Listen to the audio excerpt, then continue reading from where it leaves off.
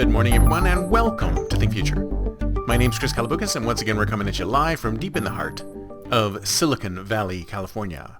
We're talking innovation, startups, the future, not necessarily those, and not necessarily in that order. And as a matter of fact, I'm thinking about changing the name of the show.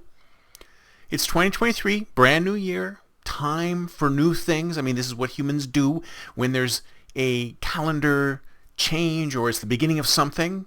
We tend to look at what we're doing and say, do we still need to do this? I'm toying around with different names for the show.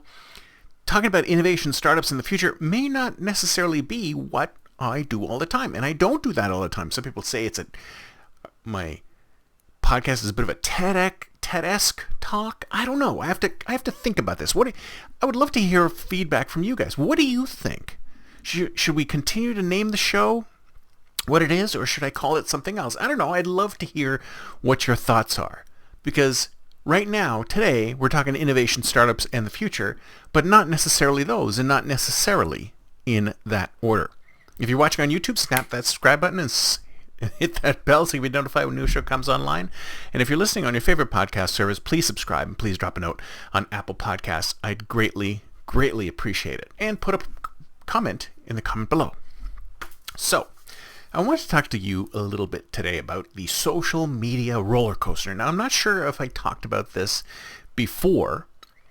I seem to remember talking about it before on some other show. Maybe I did, maybe I didn't. But I thought it'd be a good idea to sort of think about this again, because it seems to me that a lot of what we're doing, a lot of the ideas that are coming out nowadays, a lot of the startups that are being founded are just more social media platforms, more ways to get people to be glued to their phone.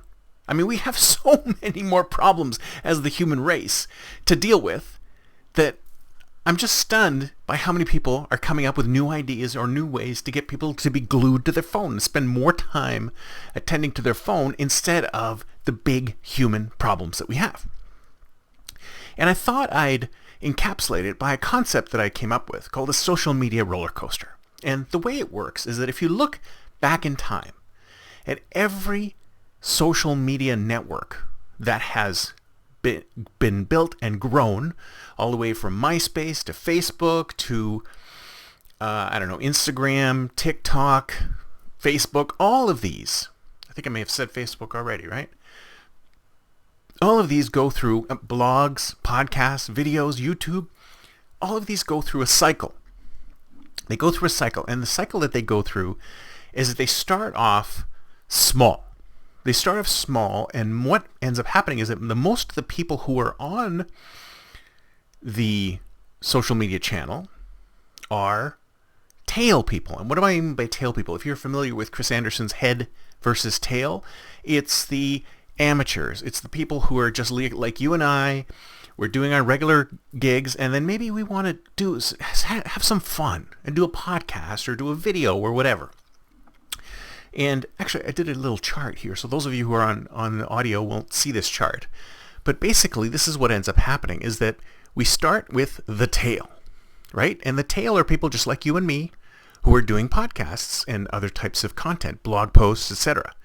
And as it gets more and more popular, there are more and more people from the tail in that section. And this is what I call the zone of interestingness.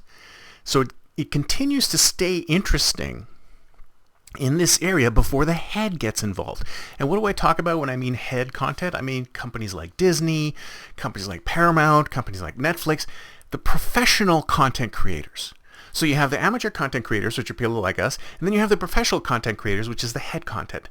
And what happens is the network starts off, or the social media starts off with only tail content, because only tail content is people who love the stuff. They love what they're creating. They're not doing it for the money. They're doing it for the love. Some people are doing it for the money as well, but most of them are doing it for the love because that's all there is. And in that sort of embryonic state is the best time for people to actually see each other. I'll give you an example. So LinkedIn launched a feature called articles, right? I mean, LinkedIn articles have been around for a while, but for the longest time, they didn't have articles. They had everything but articles. Now they launched a blogging platform. So I started writing for that blogging platform. And because it was an early it was early during the days of writing the blogging platform, I got lots and lots of views, tons of views, thousands and thousands.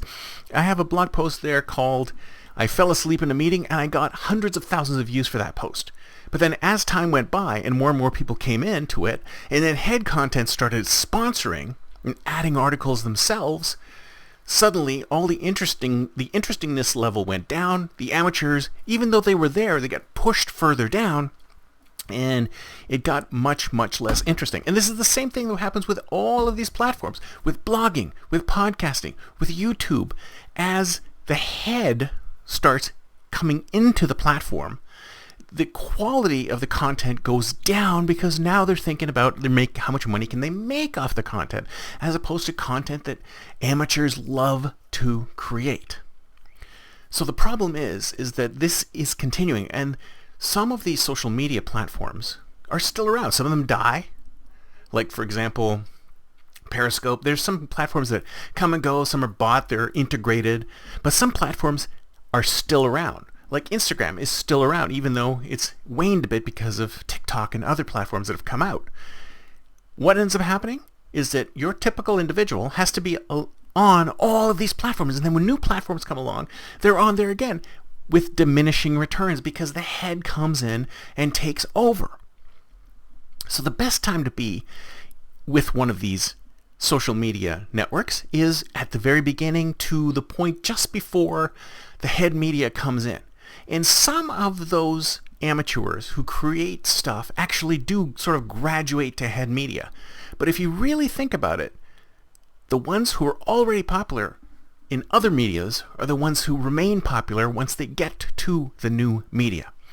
So if you were, say, an internet superstar, it's very rare for you to get super popular unless you were popular in something else, right? Unless you were already an author or somebody in the news media or a celebrity or whatever. Once the celebrity moves into the space where the amateurs are, it pushes all the amateurs out, and the amateurs don't get much of a chance. It's the same thing that happened with Apple Podcasts. Podcasting used to be the domain of the amateur. I remember sitting around in a restaurant in San Francisco with a bunch of other podcasters way back in 2005 going, this is so cool, because we have all of these amateurs being able to put their voices on the internet and have it listened to by thousands of people out there. And at that time, it was great. Then podcasting started to increase for a bit, and then video came in and crushed it for a bit, and then it started increasing again. And now we're at the same situation where podcasts, the best podcasts, are the ones produced by amateurs because they're doing it for the love. And what do you see at the top of every goddamn list on Apple Podcasts? That's right, folks. Head Content. NPR, Disney, Paramount Plus, and any other head content creator. They're always at the top because they have the money. But do they have the most interesting shows? I would say no.